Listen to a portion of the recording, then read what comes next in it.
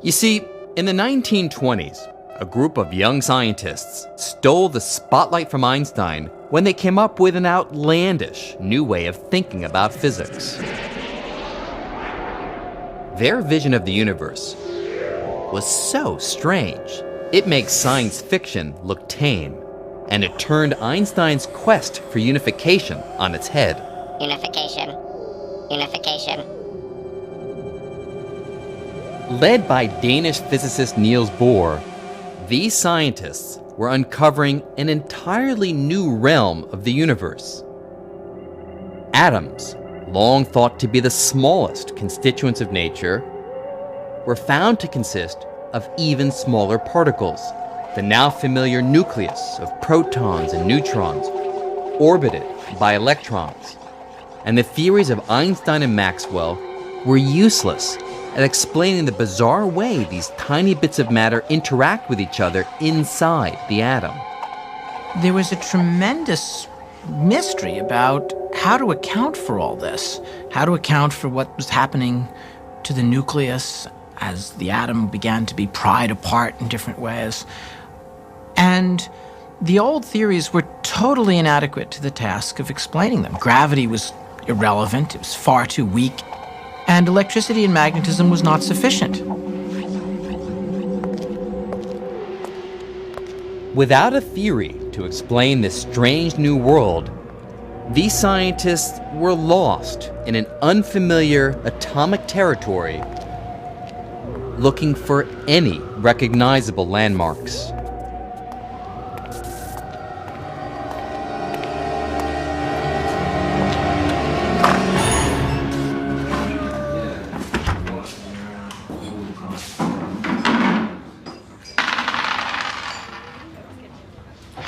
Then, in the late 1920s, all that changed. During those years, physicists developed a new theory called quantum mechanics, and it was able to describe the microscopic realm with great success. But here's the thing. Quantum mechanics was so radical a theory that it completely shattered all previous ways of looking at the universe. Einstein's theories demand that the universe is orderly and predictable. But Niels Bohr disagreed. He and his colleagues proclaimed that at the scale of atoms and particles, the world is a game of chance. At the atomic or quantum level, uncertainty rules. The best you can do, according to quantum mechanics, is predict the chance or probability of one outcome or another.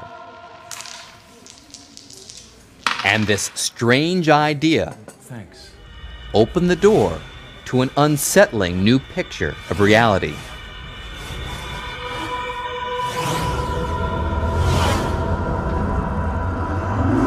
It was so unsettling that if the bizarre features of quantum mechanics were noticeable in our everyday world, like they are here in the Quantum Cafe, you might think you'd lost your mind. The laws in the quantum world are very different from the laws that we are used to. Our daily experiences are totally different from anything that you would see in the quantum world. The quantum world is crazy. It's probably the best way to put it. It's a crazy world. For nearly 80 years, quantum mechanics has successfully claimed that the strange and bizarre are typical of how our universe actually behaves on extremely small scales. At the scale of everyday life, we don't directly experience the weirdness of quantum mechanics. But here, in the Quantum Cafe, big, everyday things sometimes behave as if they were microscopically tiny. And no matter how many times I come here, I never seem to get used to it. I'll have an orange juice, please. I'll try. I'll try, she says. You see, they're not used to people placing definite orders here in the Quantum Cafe because here, everything is ruled by chance. While I'd like an orange juice, there's only a particular probability that I'll actually get one.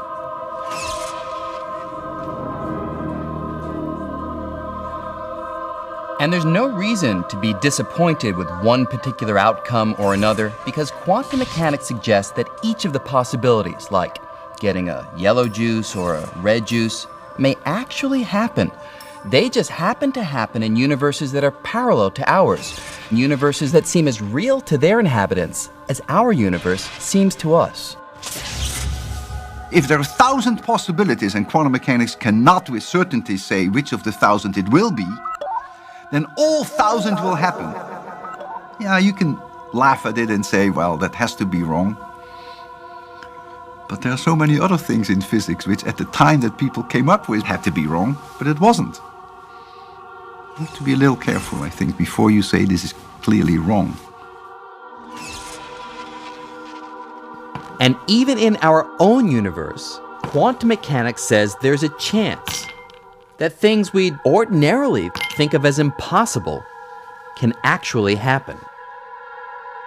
For example, there's a chance that particles can pass right through walls or barriers that seem impenetrable to you or me.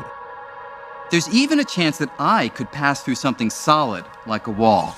Now, quantum calculations do show that the probability for this to happen in the everyday world is so small that I'd need to continue walking into the wall for nearly an eternity before having a reasonable chance of succeeding.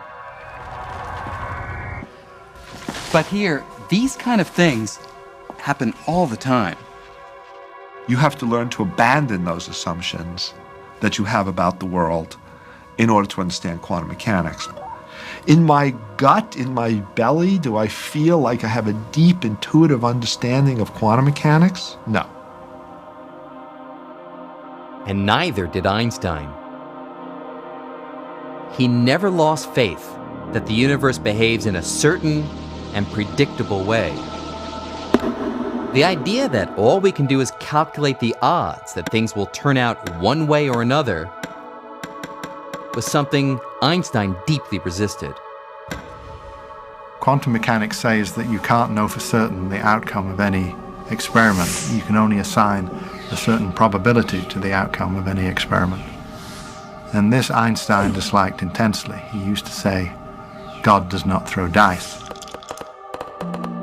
Yet experiment after experiment showed Einstein was wrong, and that quantum mechanics really does describe how the world works at the subatomic level. So quantum mechanics is not a luxury, something that you can do without. I mean, why is water the way it is? Why does light go straight through water? Why is it transparent? Why are other things not transparent? How do molecules form? Why are they reacting the way they react?